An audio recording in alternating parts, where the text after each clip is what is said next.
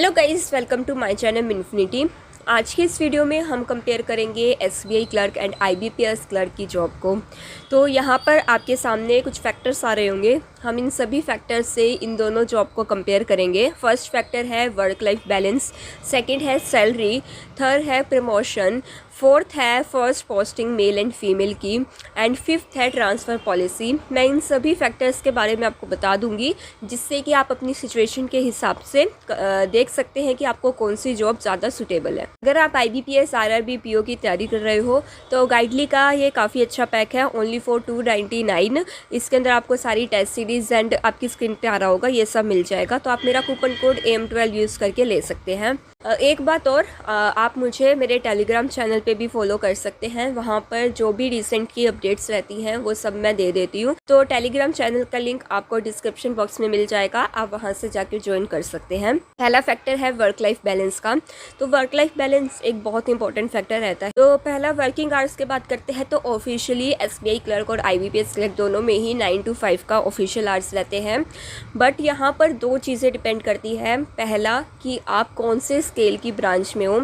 Mostly जो scale 3 की branches होती हैं उधर ज़्यादा रश रहता है, जिसकी वजह से आपके वर्किंग आवर्स भी थोड़े से एक्सटेंड हो सकते हैं। सेकेंड रहता है आप जिस ब्रांच में हो उधर ऑलरेडी क्लरिकल पोस्ट पे जो लोग होंगे तो उन पे डिपेंड रहता है। अगर और भी लोग हैं आपके जो सीनियर क्लर्क्स हैं वो हैं, तो फिर वहाँ पर उनको एक हैबिट रहती है कि वो 5 बजे चले जाते हैं, तो आप भी 5 बजे जा सकते हो। लेकिन अगर आपके अलावा वहाँ पर और कोई क्लर्क नहीं है तो आप पे ज़्यादा काम का बर्डन आएगा, जिसकी वजह से थोड़ा सा एक्सटेंड हो सकते हैं वर्किंग आवर्स।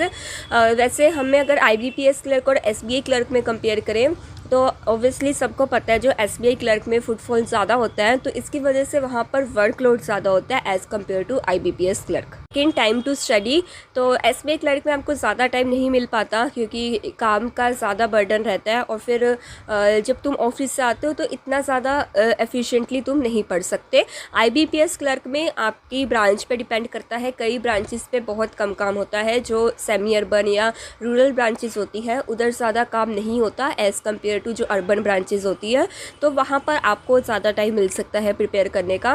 लीव कल्चर है वो टोटली आपके ब्रांच के फुटफॉल्स और बैंक मैनेजर पे डिपेंड करता है। वैसे तो जितनी ऑफिशियल लीव्स होती हैं वो तो आपको मिलती है, बाकी जो अलग से लीव होती है वो मेरे हिसाब से जो आपको लीव लेनी होती है तो वो जो भी आपके बैंक मैनेजर है या फिर आपके ब्रांच पे कितना रश है उस पर डिपेंड करती है।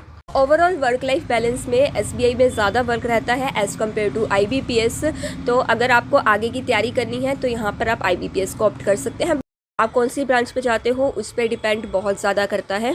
सेकेंड पैरामीटर है सैलरी। तो अभी मैं जून की बता रही हूँ, तो जून में इन हैंड जो सैलरी है विद अलाउंस, इसके अंदर सारे अलाउंसेस जो भी आपके होते हैं वो सारे गिवन हैं। तो एसबीआई क्लर्क की इन हैंड 43 से 44K के बीच में आती है, और आईबीपीएस क्लर्क की 40,500 से लेके 41,500 के बीच में आपकी सैलरी आती है इन हैंड।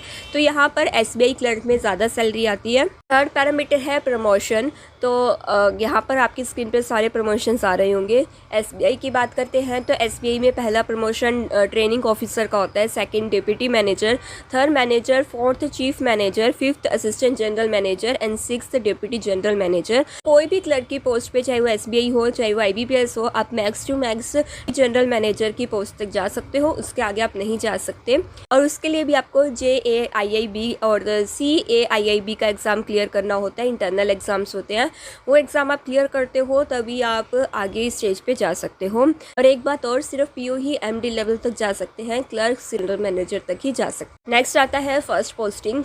तो आपकी स्क्रीन पर आ रहा होगा कि कितने कितने % चांसेस होते हैं मेल और फीमेल्स में। तो मेल्स की बात करें तो होम टाउन मिलने के सिर्फ 10% चांसेस होते हैं एसबीआई और आईबीपीएस क्लर्क दोनों में ही। फीमेल्स को वहीं पर 80% चांसेस होते हैं कि उनको होम टाउन मिल जाता है। तो इस तरीके से मेल और फीमेल की फर्स्ट पोस्टिंग का रहता है। अगला पैरामीटर है ट्रांसफ़र का। तो एसबीआई क्लर्क में ईजी सेंटर में हर 5 साल बाद ट्रांसफ़र होता है, नॉर्मल सेंटर में 30 to 36 मंथ्स बाद। डिफ़िकल्ट सेंटर में 18 से 24 मंथ्स बाद एंड मोस्ट डिफ़िकल्ट सेंटर्स में 15 to 18 मंथ्स बाद आपका ट्रांसफ़र हो जाता है। जबकि IBPS क्लर्क में आपका हर 5 साल बाद ट्रांसफ़र होता है। अगर हम ओवरऑल बात करें तो SBI क्लर्क में सैलरी ज़्यादा होती है लेकिन वर्क लाइफ बैलेंस ज़्यादा अच्छा नहीं होता, जबकि IBPS में सैलरी कम होती है लेकिन अगर आपको कोई ऐसी ब्रांच मिल जाती है जहाँ पर ज़्यादा काम नहीं है तो आराम से आप आगे की एग्ज़ाम की तैयारी कर सकते हो। ट्रांसफ़र्स में भी IBPS में जल्दी ट्रांसफ़र नहीं होते हैं as compare to SBI clerk. SBI clerk में ज़्यादा जल्दी आपके ट्रांसफ़र्स होते रहते हैं। तो होपफुली आपको इस वीडियो से कुछ सीखने को मिला हो। मैंने सारे फैक्टर्स जितने मुझे लगते हैं मैंने यहाँ पर डिस्कस कर दिए हैं। अगर कोई और फैक्टर है जो मुझसे छूट गया है यहाँ पे तो आप कमेंट सेक्शन में पूछ सकते हो। बाकी गाइस वीडियो पसंद आए, वीडियो से कुछ सीखने को मिला हो तो वीडियो को लाइक ज़रूर करना और मेरे चैनल को सब्सक्राइब करना। Thank you.